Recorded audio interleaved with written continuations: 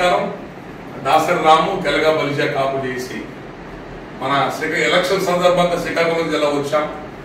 మన హెచ్చర్లు ఒకటి, పాలకొండ ఒకటి, ఈ రెండు ప్రాంతాలకు వెళ్ళొచ్చాము. దాదాపు 3-4 సంవత్సరాల పైన అయిపోయింది శ్రీకాకుళం జిల్లాకు వచ్చి. ఈ రోజున శ్రీకాకుళం టౌన్లో మన తెలగ సంఘం పెద్దలు మంచి బిల్డింగ్ కడుతున్నారు. ఇక్కడికి వచ్చి మన సంఘం పెద్దలందరూ కూడా కలిసాం.